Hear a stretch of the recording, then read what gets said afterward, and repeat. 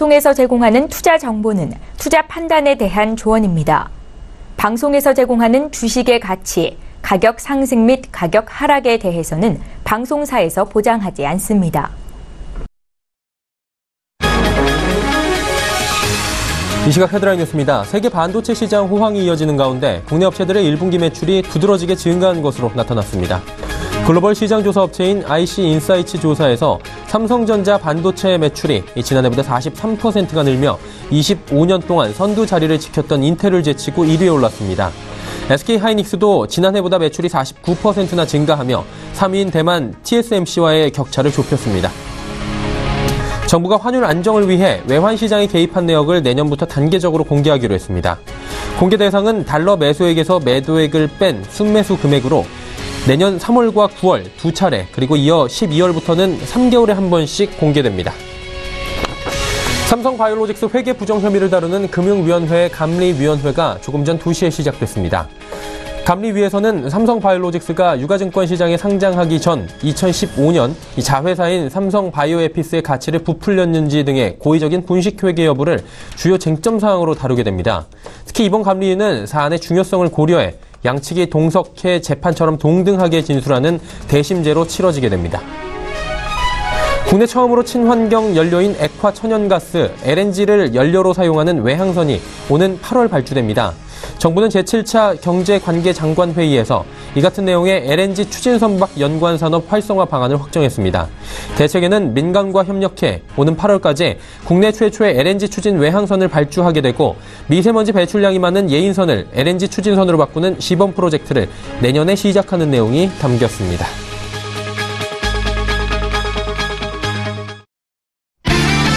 시청자 여러분 안녕하십니까. 오늘장 내일장 1부 출발하도록 하겠습니다. 서정덕입니다.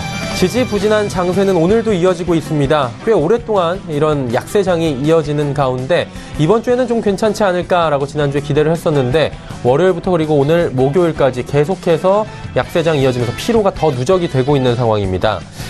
거래량도 많이 줄어들었는데요. 거래소부터 좀 살펴보도록 하겠습니다. 상승 출발하면서 기대감이 좀 다시금 올라왔습니다. 오늘은 좀 괜찮을라나라는 생각들을 하셨겠지만 하락 전환을 했고요. 현재도 약보합권에서 움직이고 있는 상황입니다. 특히나 글로벌 시장 상황이 우호적으로 전환이 됐다라는 이야기들이 지속적으로 나오고 있고요. 전일 북한의 남북 고위급 회담 연기, 북미 정상회담을 하지 않을 수도 있다. 라는 이야기까지 북한 쪽에서 나왔는데 이 리스크가 다시금 잦아들고 있는 상황입니다. 그러다 보니 오늘장에서는 그래도 반등이 좀 나오지 않겠나라고 생각을 했었는데 장 초반 이후에 시들시들한 모습입니다. 전일 폭락했던 남북 경협 관련 종목들이 어느 정도 되돌림이 일어나고 있는 가운데 국제유가가 지속적으로 올라가면서 정유주 화학주들이 지금 상승을 하고 있는 상황입니다. 하지만 그 외의 종목들 전기전자업종, 운송장비 그리고 제약바이오업종 등이 약세를 보이면서 거래소 시장 지수 자체가 지금 눌려있는 상황입니다. 코스닥은 지수가 올라가고 있습니다. 이유는 남북경협주가 워낙에 많이 포진이 돼 있고요. 전일 폭락이 있었기 때문에 이 종목들이 기술적 반등 구간에서 반등이 심하게 또 나와주면서 지수는 오름세를 보이고 있습니다. 하지만 시가총액 상위 종목들에 포진하고 있는 제약바이오주들은 오늘도 지지부진한 흐름을 보이면서 궤를 좀 달리하고 있는 상황입니다. 결국은 이렇다 할 큰 모멘텀이 없이 흘러가는 약세장입니다. 그 가운데 남북경협주가 북한의 한마디에 지금 오르락 내리락하고 있는 쉽지 않은 장세입니다. 그러다 보니 방향성을 어떻게 가져가야 될지 참 어려운 장일 수가 있는데요. 오늘장 내일장에서 글로벌 이슈들 그리고 국내 시장 이슈들까지 담아가 보시면 될 것 같습니다. 금일본 방송에서 제공해드리는 정보는 투자 판단에 대한 조언일 뿐입니다. 해당 주식의 가치와 수익률을 보장해드리지 않는다는 점 참고해 주시길 바랍니다. 자, 이 시각 시황 변동 상황부터 체크해보도록 하죠. 코스피부터 확인합니다. 2458포인트에서 거래가 됩니다. 0.06% 하락, 1포인트 정도 지금 하락 흐름 가져가고 있는데요. 일중 흐름들 바로 체크해보도록 하겠습니다. 자, 보시면 2472포인트 장 초반에 좀 올라가는 듯 했는데 이후에 바로 하락 반전이 왔고요. 현재도 지금 계속해서 2450포인트대에서 움직이고 있습니다. 2459, 60포인트를 지금 넘어서지 못하고 있는 상황인데 수급 주체 확인해 보도록 하죠. 수급 주체 보시면 외국인 오늘도 팝니다. 지금 외국인 계속해서 거래소 쪽에서 내다 팔고 있는 상황이고요. 오늘도 1131억 원이나 매도하고 있는 상황입니다. 개인만 사고요. 기관도 소폭 매도하고 있는 상황입니다. 자, 다음 살펴보도록 하죠. 자, 삼성전자, SK하이닉스, 그리고 셀트리온, 현대차까지 전체적으로 흐름 안 좋습니다.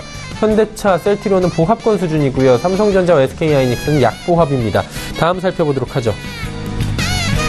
자, 포스코, 삼성바이오로직스, 삼성물산까지도 어렵고요. 다만 LG화학과 KB금융은 올라지고 있는데 화학주들, 정유주들 그나마 오늘 선방하는 모습입니다. 자, 다음 살펴보도록 하죠. 한국전력, 현대모비스 올라갑니다. 네이버, 신한지주, 삼성생명 빠져내려가고 있는 모습이고요. 자, 다음 살펴보도록 하겠습니다. 코스닥 시장입니다. 856포인트에서 거래가 되고요. 거래소와는 조금은 다른 흐름을 보여주는데 말씀드렸다시피 남북경 협주가 일제히 다시금 큰 폭의 상승이 나오고 있는 가운데 코스닥 쪽에 워낙에 많이 몰려있기 때문에 코스닥 지수 자체가 함께 올라가고 있는 상황입니다. 일중 흐름 살펴보도록 하죠. 자, 보시면 오늘 장 초반에 853포인트대까지 주춤하는 모습 보이다가 다시금 857포인트, 856포인트 올라갑니다. 오늘 큰 폭의 등락은 아닙니다. 그래프가 좀 요란하게 움직이는 것 같이 보이지만 위아래 4포인트밖에 지금 움직임이 되지 않는 상황입니다. 자, 다음 살펴보도록 하죠. 수급 주체입니다. 여기선 그나마 외국인이 좀 800억 원 정도 사주고 있습니다. 하지만 개인, 기관, 쌍끌이 매도 나오고 있는 상황입니다. 자, 다음 살펴보도록 하죠. 시가총액 상위 종목들 말씀드렸다시피 셀트리온 헬스케어 빠지고요. 신라젠 약세에서 지금 강세 전환이 됐고요. 메디톡스, HLB까지 빠집니다. 그리고 나노스가 오늘도 급등 나오면서 8,000원까지 이제 터치를 합니다. 나노스 힘이 굉장히 센 모습입니다. 지금 8,000원 터치하면서 13%가 넘게 올라가고 있는 상황입니다. 다음 살펴보도록 하죠. CJENM도 빠지고요. 펄어비스, 셀트리온 제약 빠집니다. 바이로메드 1.7% 상승, 스튜디오 드래곤도 0.32% 강보합권 움직입니다. 이번에 11위부터 15위 살펴보도록 하죠. 카카오 멜론이 지금 어느새 97,000원대까지 올라왔습니다. 제넥신도 0.78% 올라왔고요. 포스코 캠텍이 반등이 큽니다. 6.66% 올라옵니다. 그리고 컴투스, 코오롱티슈즈는 각각 하락 흐름들 가져가고 있는 상황입니다. 원달러 환율의 흐름 오늘 어떨까요? 오늘도 상승하네요. 소폭이지만 1원 50전 상승하면서 1,079원, 1,080원 부근까지 1,060원대부터 또 강하게 치고 올라오는 모습 보여집니다. 국내 양시장 여기까지 살펴보도록 하겠습니다.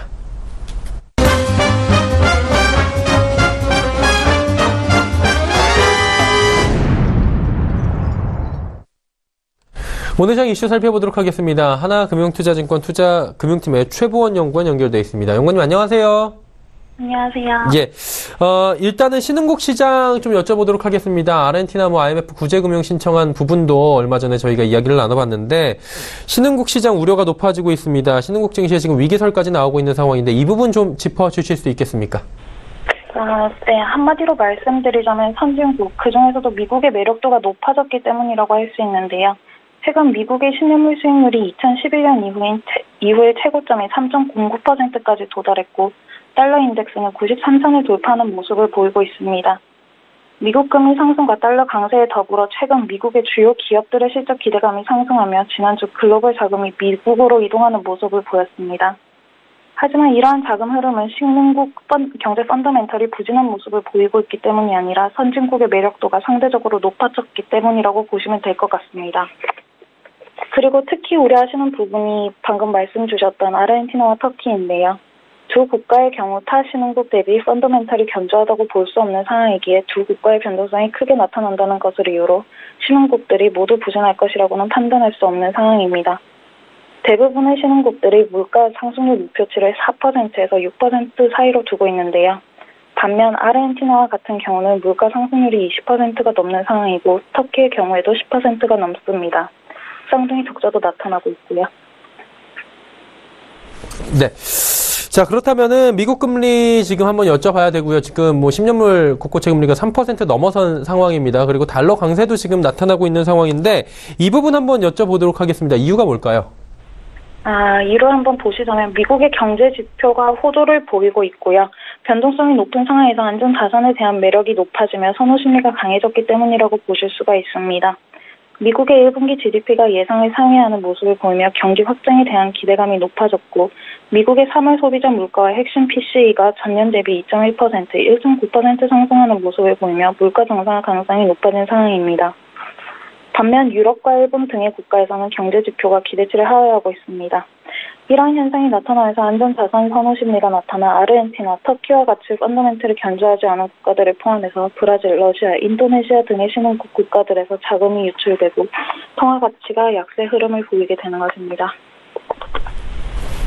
자, 그렇다면 글로벌 증시 흐름 이제 좀 예측을 해봐야 될 것 같은데요. 신흥국을 제외하면 지금 나머지는 좀 괜찮은 것 같기도 하고 그러다 보니까 좀 헷갈릴 수 있는 시점인 것 같습니다.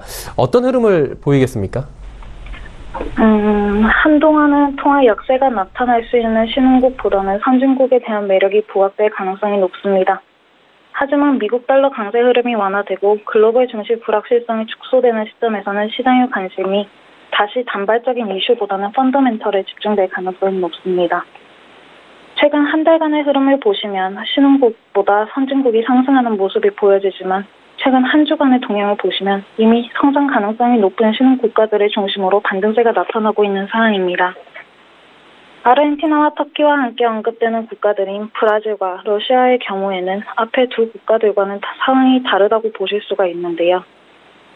브라질의 경우에는 외부 이슈들의 영향도 받았지만 내부적으로 정치 불확실성이 확대되며 변동성이 더 확대되었다고 볼 수 있습니다. 증시에 미치는 영향은 오히려 제한적이었고요.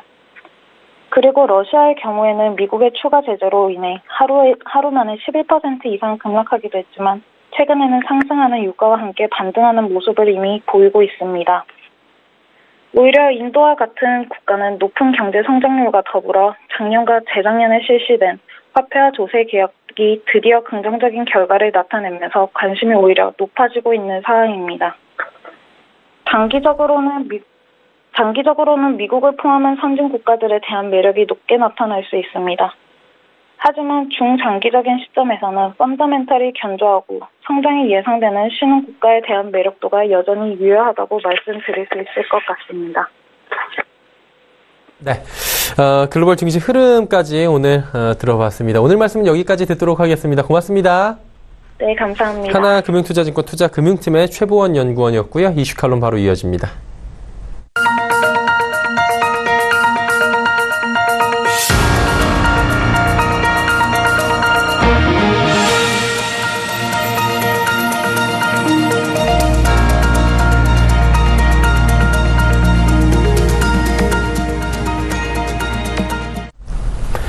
이슈 칼럼 이어가도록 하겠습니다. 키움증권 투자전략팀의 서상영 차장 연결돼 있네요. 안녕하세요. 안녕하십니까. 예, 하반기 경제 전망 자료 발간하신 것으로 지금 나와 있는데 이 부분 한번 여쭤보도록 하겠습니다. 자료를 좀 토대로 볼 때 하반기 경기 어떻게 보고 계십니까? 좋게 보고 있습니다. 예, 좀 구체적으로 들어볼까요? 일단 지난 4월 수출이 마이너스로 전환하면서 우리나라 수출이 꺾이니까 경기가 둔화되는 거 아니냐. 거기다 또 요 근래에 갑자기 나타났던 6월 신흥국이 기설 이런 것들이 나오면서 대부분 투자 심리가 위축이 됐고 그것 때문에 경기가 꺾일 것 같다 이런 내용들이 부각이 되기 시작했었습니다. 그렇지만 당사는 세 가지 호재, 그러니까 선진국의 수요 증가, 여기에다가 원자재 가격이 견조한 흐름을 좀 보일 것으로 전망을 하고 있고요. 더불어서 이제 대중관계 개선까지도 이어지면서 중국발 수출이라든지 중국인들의 방안 등을 감안해서 내수 시장도 좀 견인할 것으로 예상을 하고 있습니다. 그렇기 때문에 하반기 경기 확장을 좀 더 이 세 가지 요인으로 경기 확장을 좀 견인할 것으로 예상을 하고 있습니다. 네, 일단은 하반기 경기 좋아질 것이다라고 긍정적으로 말씀해 주시니까 한편으로는 마음이 좀 놓이는 것 같은데 세 가지 측면 말씀을 해 주셨잖아요. 좀 하나씩 들어보고 싶은데 선진국 수요는 좀 늘어나겠습니까? 일단 전반적으로 보면 예. 선진국 소비 엊그저께 이제 미국의 소매 판매가 잘 나왔지 않습니까? 여기에다가 지난 15일 날 중국의 산업 생산이라든지 어제 이제 미국 국채금리 상승 요인이었죠. 미국의 산업 생산도 잘 나왔습니다. 이런 식으로 미국의 산업 생산, 미국과 중국의 산업 생산 등이 잘 나오게 되면 잘 나오고 있다는 뜻은 뭐냐면 소비가 많기 때문에 그렇게 잘 진행되고 있다는 뜻이거든요. 그 결과는 전반적으로 보면 그 선진국향 소비 증가 가능성이 좀 높고요. 이런 식으로 그렇게 된다라면 이렇게 산업 생산이 좀 양호한 흐름을 좀 보이게 되면 우리나라 증시의 가장 핵심적인 요인, 그러니까 수출이 전반적으로 증가하는 그런 경향들을 보이게 됩니다. 대체로 보면 과거의 흐름, 그러니까 2008년도에도 마찬가지였지만 과거의 흐름을 보면 미국의 소매 판매가 감소하게 되면 향후 한 3, 4개월 후에 미국의 산업 생산이 둔화되고 그 뒤에 뭐 한 3, 4개월 후에 우리나라 수출이 반토막이 되는 그런 경향들을 많이 보여왔었는데, 요즘 같이 이제 미국과 중국의 산업 생산이 계속적으로 증가를 하고 있다는 점을 감안하면, 별로 그리 나쁠 것 같다고 볼 필요는 없다고 보시면 될 것 같습니다. 뭐 그러다 보니까 뭐 한국의 주력 수출 상품인 뭐 반도체라든지 자동차, 철강, 화학, 조선 등 경기에 민감한 소비재와 부품이 수출을 좀 더 이끌 것으로 예상을 하고 있고요. 이러한 특성은 좀 더 확산될 것으로 예상을 하고 있습니다. 네. 그러면 이제 유가 부분을 한번 짚어봐야 될 것 같습니다. 지금 유가가 $70 위로 올라왔고, 뭐 $80 간다 이런 얘기들도 있는 상황인 것 같은데, 이 고유가가 결국에는 한국 증시에 그리고 우리 시장에 어떤 영향을 줄 것이냐, 이 부분을 짚어봐야 될 것 같은데, 좀 우리 경제에 도움이 되겠습니까? 근데 뭐 유가가 절대치, 그러니까 $20 때도 우리나라 뭐 수출 잘 되고 뭐 그랬었는데, 뭐 고유가 된다고 해서 꼭 그게 뭐 좋거나 나쁘나 이런 식으로 보기보다는 유가의 상승 압력이 상승 속도라든지 또는 이제 지난번 2014년도처럼 갑자기 급나가는 그런 속도 자체에 좀 주목해야 될 것으로 판단하고 있어요. 대체로 보면 유가가 상승을 하게 되면 물가 불안 가능성을 높이는 건 사실입니다. 그렇지만 이렇게 유가가 상승한다는 뜻은 뭐냐면 중동발 건설 수주라든지 이런 것들 많이 들고요. 더 나아가서 우리나라 선박 수출, 그러니까 우리나라 수출이 최근 들어서 지난 4월 달에 마이너스 떨어졌던 근본적인 원인 자체도 이렇게 선박과 관련돼서 선박이 둔화됐기 때문이었거든요. 이러한 선박 수출에 큰 도움이 될 수 있다는 점에 주목해야 될 것으로 판단하고 있어요. 대체로 보면 원유 가격이 상승을 하게 되면 이걸 계기로 해서 뭐 탱커라든지 드릴십, 거기다가 또 LLG선 같은 특수선 같은 경우 수주 증가 가능성이 높아지기 때문입니다. 그렇게 된다면 대체적으로 우리나라 수출 증가율이 크게 높아질 수 있기 때문에 국제유가 상승은 결코 나쁘다고 볼 수는 없다고 보시면 될 것 같아요. 물론 이제 이게 계속적으로 고유가를 유지를 하게 되면 어저께 세계에너지기구가 이제 언급을 했듯이 유가 상승이 너무 높다 보니까 원유 수요가 좀 감소할 것이다. 뭐 이런 식의 내용들이 좀 나오고 있거든요. 그 말은 최근 들어 요즘에 이제 미국 같은 경우는 드라이빙 시즌을 맞이하고 있는데 많이 못 올라간다는 거죠. 그러니까 기름값이 너무 올라가 버리면 우리 국민들도 시청자분들도 그러잖아요. 대체적으로 뭐 어디 갈 때 차를 가지고 가기보다는 버스를 이용하는, 그러다 보니까 귀찮아서 안 움직이고 그게 결국 이제 소비가 감소하는 그런 경향들을 보이기도 하는데 대체적으로 이렇게 요즘같이만 70불 내외 60불에서 70불 사이 왔다 갔다 한다라면 그게 나쁠 것 같지는 않습니다. 대체로 괜찮을 것 같다고 보시면 될 것 같습니다. 아직까지는 뭐 60, 70달러 정도면은 괜찮을 것 같다라고 짚어주십니다. 하긴 저희 100달러 넘어갈 때 그 고유가 시대에도 견뎌왔는데 이 정도는 그때 생각하면 뭐 괜찮다라고 하시는 분들도 많이 계시더라고요. 그럼 이제 중국 관계 개선 한번 더 여쭤보도록 하겠습니다. 큰 영향이 될까요? 그게 미칠까요? 일단 뭐 우리나라 소비가 서비스 생산이라든지 이런 것들이 급격하게 계속적으로 증가를 하고 있었거든요. 물론 이제 가끔씩 이제 월간으로 보면 좀 줄어들기도 하고 뭐 그렇지만 서비스 생산 같은 경우는 계속적으로 증가를 하고 있었는데 지난 2016년 이후에 갑자기 급락을 했어요. 이 사태가 왜 발생을 했냐면 결국 중국 관광객이 급격하게 사드 보복을 빌미로 해서 유입되지 못했기 때문에 이러한 현상이 좀 발생을 했었는데 최근 들어 이제 북미 관계의 개선이라든지 여기에다가 동북아 지정학적 위험이 경감되고 있는 상황이고요. 그 결과는 이제 그 뒤로 이제 최근 들어서 사드 보복 이슈가 좀 완화되는 그런 경향들을 보이면서 중국 관광객들이 최근 들어서 많이 급증을 하고 있어요. 이러다 보니까 우리나라 소비재가 이제 개선되기 시작했고 그것들은 최근 발표된 지표를 통해서 나타나고 있다고 보시면 될 것 같습니다. 결국은 이제 방금 전에 언급했듯이 2016년도 이후에 우리 한국 경기 양극화, 수출은 잘 되지만 내수가 부진했던 이런 양극화 현상은 중국 관광객의 급격한 감소 때문이었는데 이러한 현상이 물론 이제 아직까지는 뭐 단언하기는 좀 어렵긴 하지만 중국 관광객의 회복 가능성이 높아지고 있기 때문에 이 결과로 인해서 내수 시장에 큰 도움이 될 것으로 기대를 하고 있습니다. 즉 뭐냐면 중국과의 관계 개선이 좀 더 이어진다라면 그동안 이제 우리 경제에서 가장 위축돼 있었고 가장 우려감이 높았었던 내수 시장의 활성화가 이어질 수 있다는 점도 좀 주목해야 될 것으로 판단하고 있습니다. 한 가지만 좀 여쭤보고 오늘 끝내고 싶은데 오늘 지금 남북경 협주 올라오고 있지 않습니까? 뭐 종목 이야기를 드리고 싶은 건 아니고요.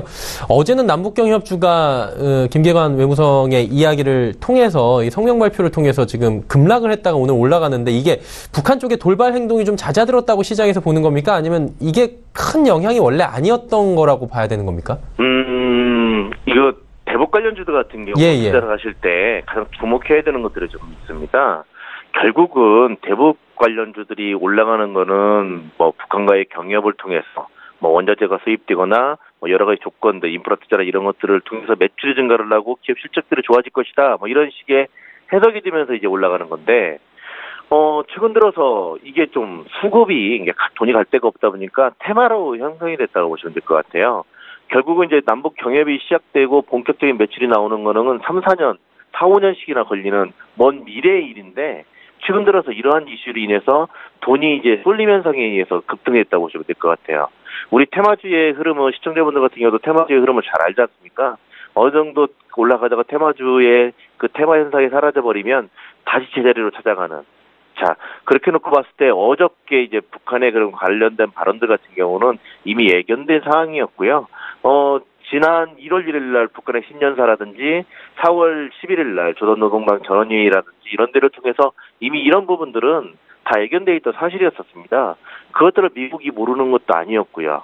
그렇기 때문에 어저께 미국 트럼프 대통령 같은 경우는 북미 간의 정상회담에 대해서 취소하겠다, 생각해 이런 발언 자체를 안 했습니다. 거기다가 미국의 국무부 같은 경우는 북미 간의 정상회담을 계속적으로 이어갈 거다. 이걸 상정을 하고 우리는 계획적으로 하나둘씩 준비를 할 것이다 라고 발표를 했었습니다. 그것 때문에 사실은 오늘 올라가는 거고요. 자, 그렇게 놓고 봤을 때 향후에 이제 대북 관련주에 투자를 하시는 시청자분들 같은 경우는 어떻게 대응을 해야 되냐면, 이 대북 관련주들은 결국은 매출이 이제 실질적으로 기업에 영향을 미칠 가능성은 그렇게 몇 년 후기 때문에 지금은 돈의 힘에 의해서 움직인다고 보시면 될 것 같아요. 결국 그렇게 된다는 뜻은 뭐냐면, 자그마한 이슈, 어저께 같은 경우 그런 발언 하나, 그 다음에 뭐 여러 가지 뭐 북미 정상회담을 다시 생각해보겠다, 뭐 이런 그 언론 보도라든지 이런 거 보도 하나에 의해서도 건설주라든지 최강주들이 뭐 십몇 프로씩 막 급등락을 하는 그런 변동성 장세가 6월 12일 날 북미 정상회담 전까지는 계속 이어질 것으로 전망을 하고 있기 때문에 전체적으로 대북 관련주에 투자하시는 분들 같은 경우는 좀 단기적으로 매매를 하셔야 될 것으로 전망을 하고 있습니다.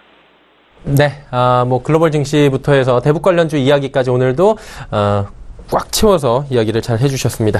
기움증권 투자전략팀의 서상영 차장과 함께했습니다. 고맙습니다. 네, 감사합니다.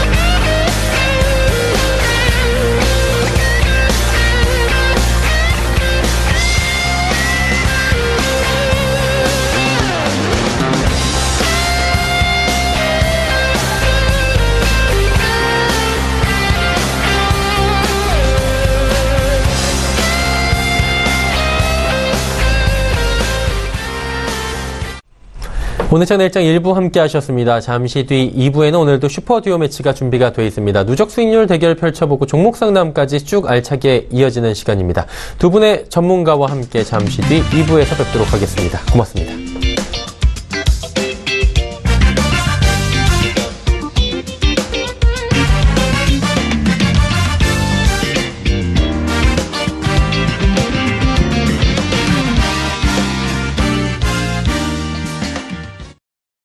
본 방송에서 제공하는 투자 정보는 투자 판단에 대한 조언입니다.